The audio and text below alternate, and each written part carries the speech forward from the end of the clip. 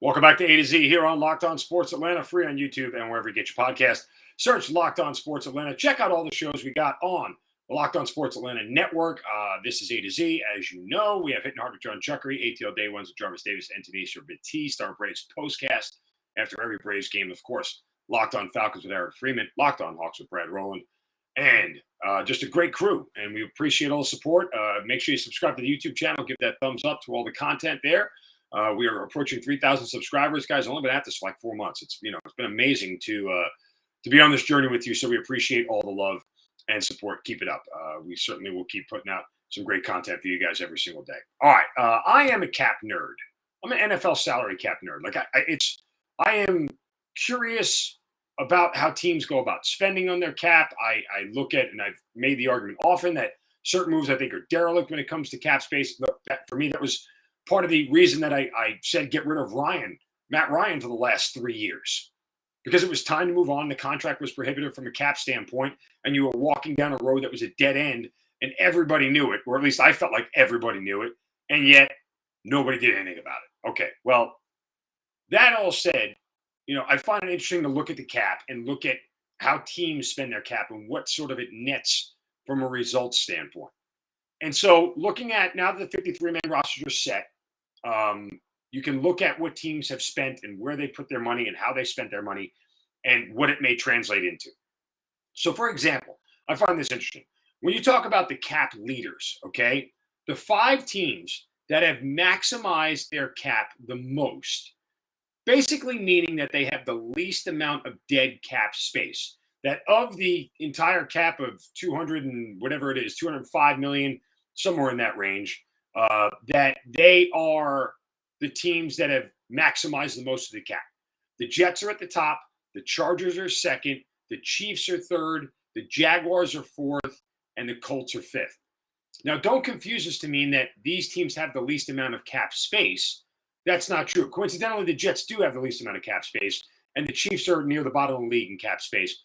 But teams like the Chargers, who only have 3.9 million dead, they still have 12 million left against the cap, despite the fact that they have spent 197 million on the cap, right? Like, does that make sense? So they have, because you only count the top 51 against your cap space, you have some flexibility to play with. And again, there's a longer discussion there, but nonetheless, those are the teams that have maximized the cap space. Obviously, the Falcons will be at the bottom of that list, having the most dead cap space at 64 million. What's interesting to note, and you probably didn't know this, there are 3 teams this year that have at least $60 million in dead cap space. And that is sort of crazy to think, because the Falcons have an NFL record, 64 million in dead cap. The Texans have 63 million. The Bears have 61 million.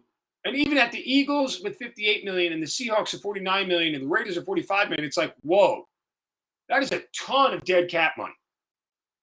You are talking percentage-wise about like, hey, you're giving up a lot of space there.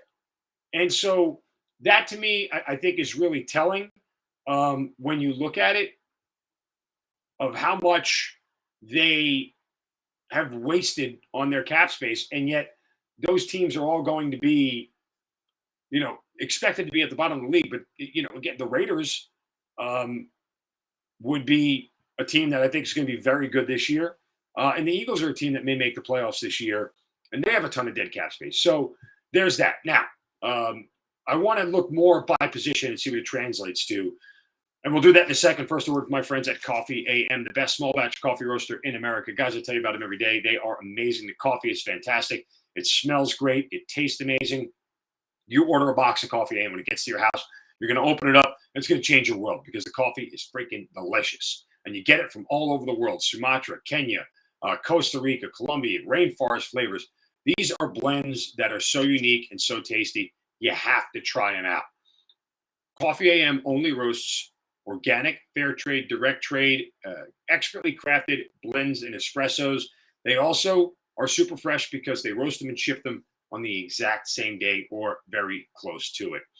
That's why they're the best small batch coffee roaster in America. What do? You go to coffeeam.com/locked on today and take a full look at their menus of coffees, teas, and gift sets. Again, that's coffeeam.com /locked on. Use the promo code locked on at checkout. You'll get 15% off your first order. Coffees, teas, and gift sets, and a whole lot more. Coffee AM, the best small batch coffee roaster in America. All right, let's look at some positional spending here because I think this is very telling. Let's just look generally on the offensive side of the ball. The team that has spent the most on the offense is the Washington Commanders. Okay. And I thought it was interesting just from a standpoint of when you look at how much they put on the offense. Yeah. I for a team, and some of that comes from the quarterback. They are third in the quarterback room. And the team that's number one, excuse me, in the quarterback room is the Kansas City Chiefs, obviously because of Patrick Mahomes. But the top 5 quarterback teams, Kansas City, Tennessee, Washington, Minnesota, Detroit. Jared Goff's got a big contract. We know that's why Detroit is up there. Kirk Cousins obviously has a huge contract. Carson Wentz got a big deal.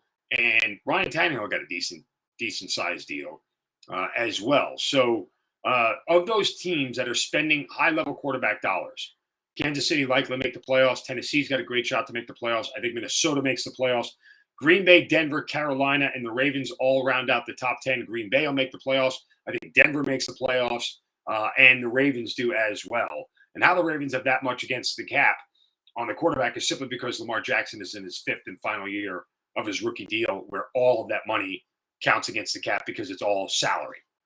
There's no bonus money to spread out. So I think that's interesting. Let's look at real quick some of the other positions on the offensive side of the ball.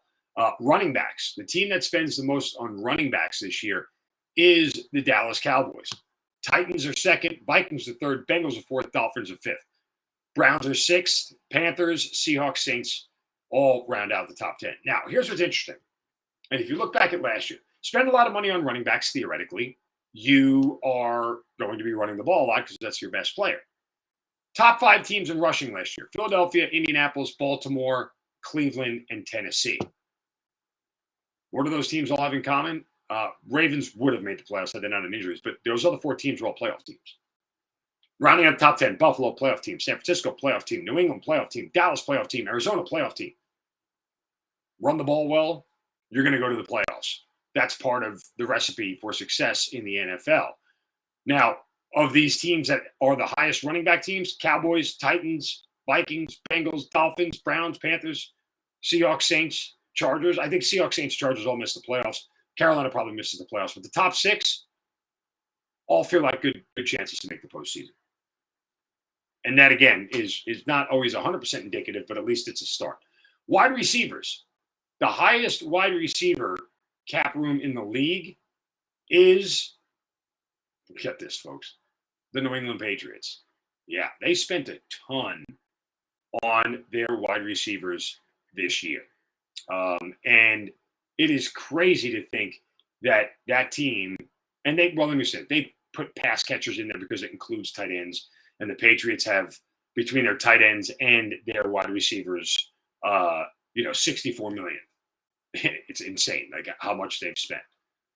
But when you look at just, the wide receiver room and the pass catcher room in general, Patriots are at the top. You're looking at the Jaguars as well. And this, again, goes with wide receivers and tight ends. And I'm just scanning it up and down here.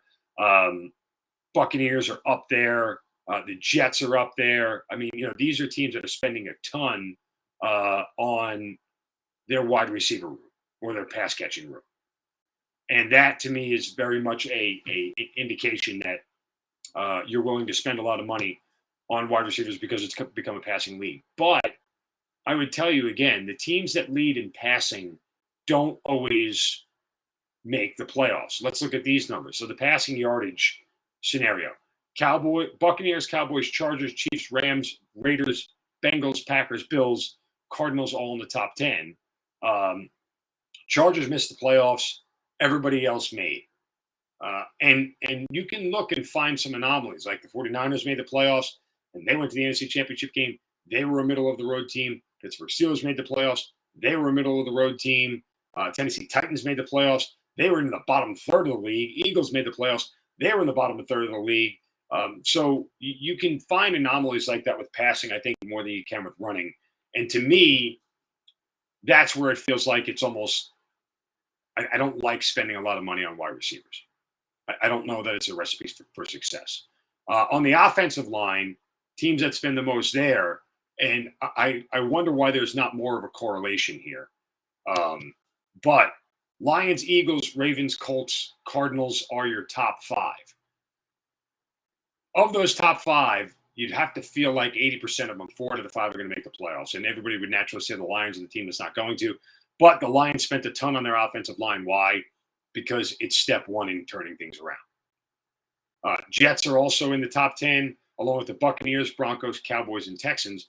Now, here's the thing. The Buccaneers spent a ton, but they also had 2 major injuries already on the offensive line. So let's see how that works out. But the Broncos have spent a lot on their offensive line. They're going to be a very run-heavy team, and I think they'll make the playoffs. So just coincidentally, the Falcons, middle of the road on what they spent on their offensive line. But a lot of that comes from Jake Matthews and the fact that you got Caleb McGarry and Chris Lindstrom making more money this year. When those guys are finishing out next year will be the end of their rookie deals. So, McGarry didn't get picked up, but Lindstrom did. So that's just the offensive side of the ball. Tomorrow, I'd like to come back and do the defense and look at some of the correlations there and what that works out to. But I always find this stuff interesting, looking at how teams spend their cap and if it can net to some sort of correlation to being able to make the postseason. All right, coming up next, speaking of postseason, Georgia expects to be back in the college football playoffs. Step one, a very tough Oregon team, and maybe the tough test of any team in week 1. That's coming up right here on A to Z on Locked On Sports Atlanta, free on YouTube and wherever you get your podcast. Search Locked On Sports Atlanta.